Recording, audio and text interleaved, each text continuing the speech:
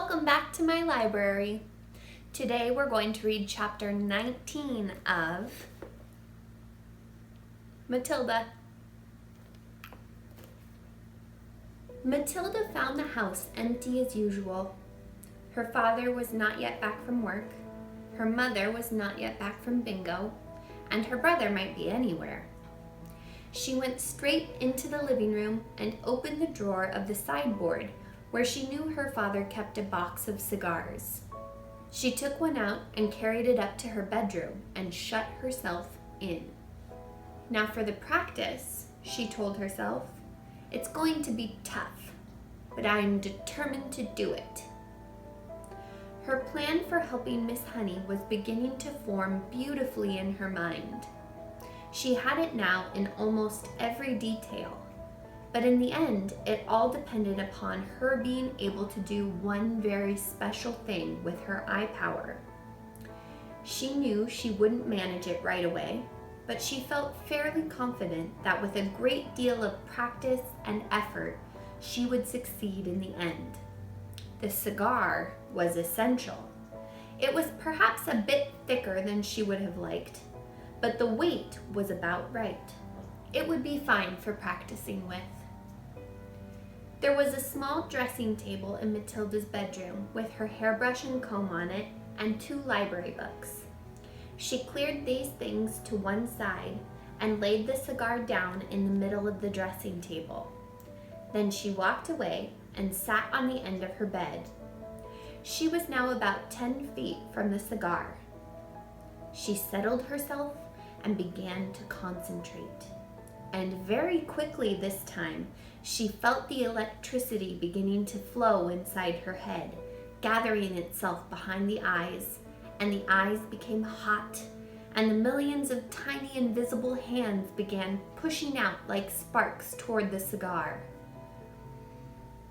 "Move," she whispered, and to her intense surprise, almost at once, the cigar with its little red and gold paper band around its middle rolled away across the top of the dressing table and fell onto the carpet.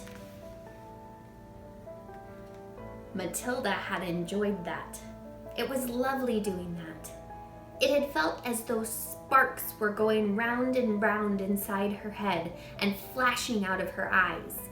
It had given her a sense of power that was almost ethereal. And how quick it had been this time. How simple. She crossed the bedroom and picked up the cigar and put it back on the table. Now for the difficult one, she thought. But if I have the power to push, then surely I also have the power to lift. It is vital I learn how to lift it. I must learn how to lift it right up into the air and keep it there.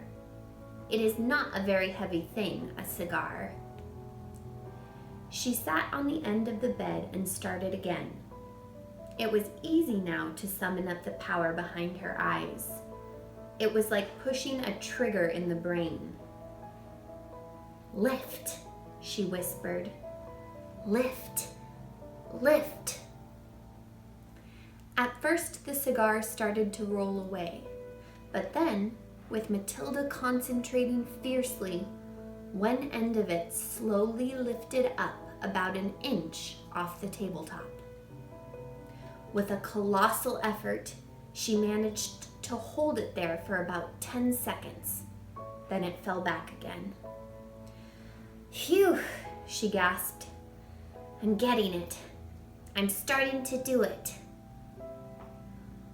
For the next hour, Matilda kept practicing, and in the end, she had managed, by the sheer power of her eyes, to lift the whole cigar clear off the table about 6 inches into the air and hold it there for about a minute.